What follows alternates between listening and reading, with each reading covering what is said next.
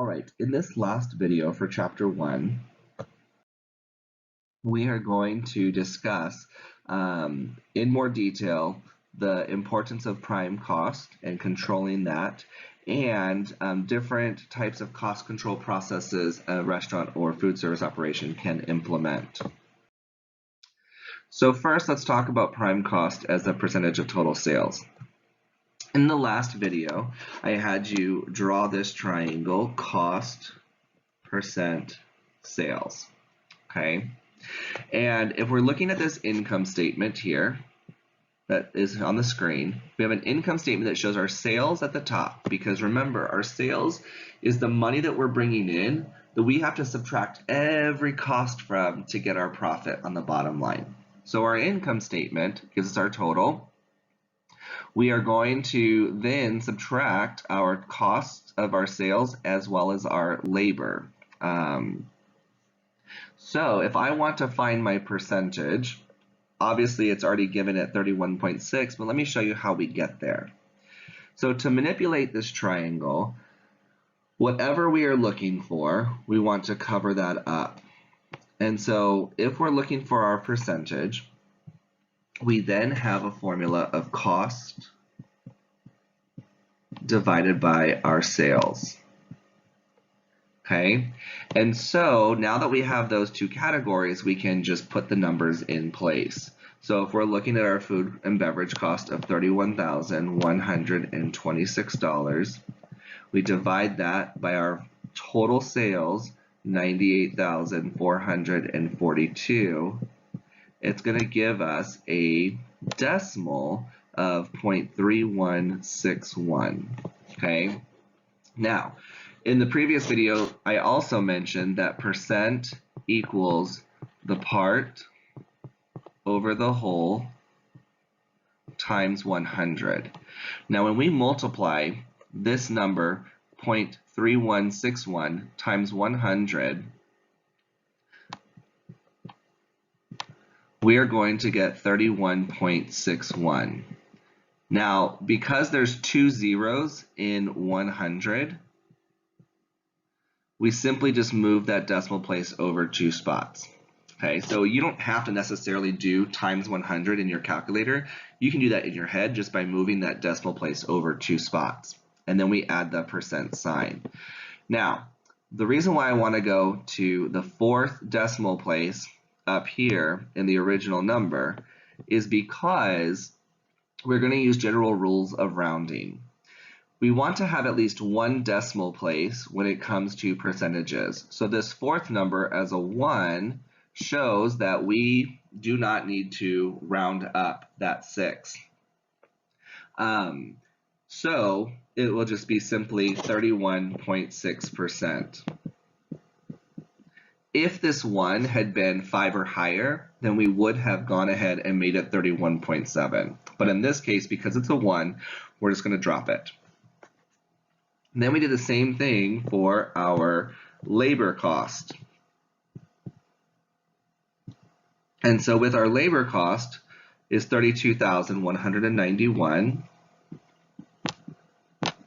We divide that by our $98,442. And we get 0.327. We move that over by 2 spaces and we get 32.7%. When we add those two numbers together, we have a prime cost of 64.3%. So now we're within that range, but if we can decrease that 64.3% by even just 1%, it will add to our bottom line or our profit. So let's talk about controlling our costs.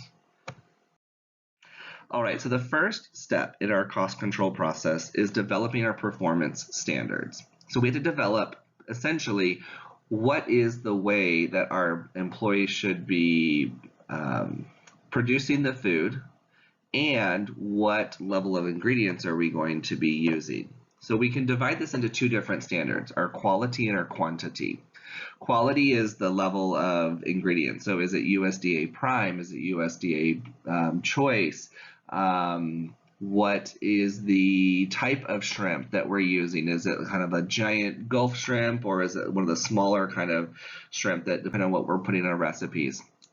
So our quality standards versus our quantity standards, do we put 5 shrimp in our shrimp Alfredo, or do we put 7 shrimp in our shrimp Alfredo? When we're talking about salads, do we put 3 tomato wedges and 2 cucumber slices? So we want to make sure that we're following those specific recipes on the quantity. So let me give you a specific example using lemons. Okay, and so our quality standard would be that if we are serving an iced tea, then we would serve it with a lemon wedge.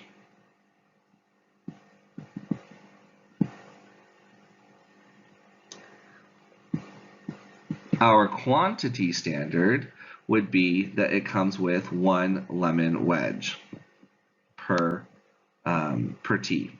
Okay, so if we use this example and we serve 200 iced teas in one day times 1 slice, that gives me 200 slices. Okay, now if I want to identify how many lemons I'm actually going to use that day, I would take my 200 slices, divide it by 6 slices per lemon, and that would give me 33.3 lemons. Now this 0.3 is actually part of a whole lemon, so I know that general rounding rule says that we would not round this to 34, but because that 0.3 is actually part of a physical lemon, we're going to go ahead and round it up to 34 lemons. All right, so we've got our 34 lemons that we're going to use for the day. Now I want to know how much it's going to cost us to do this. So we take our 34 lemons and we multiply it by 25 cents per lemon. Okay, that gives us $8.50. And you might think, well, $8.50 isn't a huge deal. 25 cents per lemon isn't a huge deal. But if we take that $8.50 and we multiply that by our 360 days a year that we're open, then on average we're spending $3,060 on our lemons just by automatically serving 1 lemon wedge with an iced tea. Now if we changed our quality standard, we could change that to a lemon wedge is served upon request with an iced tea. And then that means that we're not unnecessarily throwing away lemon wedges. And the reason why I think about this is because when I order an iced tea, I don't like lemon with my tea. And so if it does come with it, I just put it on the table and it gets thrown away. Well, there's no reason for that. If we can implement a quality standard, then we can really control those costs. So next, after we've developed the standards, we want to monitor the actual performance. And so we can pull this information from our point of sales. We can look at our records, our past records of the sales that came in, what we spent on labor, what we spent on food, all those different things. We can actually monitor what we're doing to see if the performance standards that we've done, we've implemented, are having any kind of an impact. Monitoring the actual performance can also be, like I said in the previous video, being present and making sure that when a dish goes out of the kitchen, that it has the proper amount of ingredients. Managers oftentimes will do kind of what we call secret shops. And so they'll order a dish or two from the kitchen and have it delivered to their table, and just to make sure that their recipes are being followed. You know, we don't tell the kitchen it's for a manager. We just basically put the order in, and it comes out, and the manager can assess whether or not the recipes are being followed. Then we can go back and we can compare what we actually did to the performance standard. Okay, so if our performance standard is that there is 5 shrimp in a shrimp Alfredo, and a manager orders a dish and it comes out with 6 shrimp, well, then we want to make sure that we are using that opportunity to go back and retrain. I mean, that's 1 extra shrimp. If that's what one of our main popular dishes, then each time we serve that, if we're serving an extra shrimp, then that means our inventory is going to be off. And so when we're actually comparing our performance to the performance standard, that is what's called our variance, okay? A difference, essentially. Lastly, we're going to address that performance discrepancy. So if, for whatever reason, the shrimp Alfredo comes out with 6 shrimp in it, as a manager, I need to go and address that with the cook right then and there. With the example that I gave with my manager, Kristen, and the beverages, you know, she's addressing the performance discrepancy right then and there. David, I noticed that table 43 does not have any beverages on it. Please make sure that the beverages are on there before you drop the check. Okay, she's addressing that performance discrepancy right then and there. And so it's important that that is done in a timely manner so that the person can remember exactly what is going on at that particular time.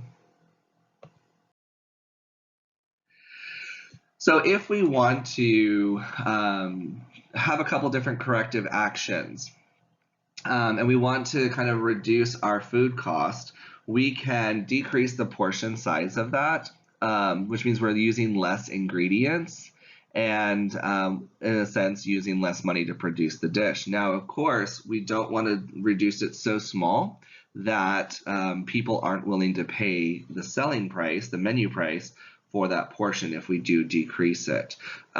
We could also raise our menu price.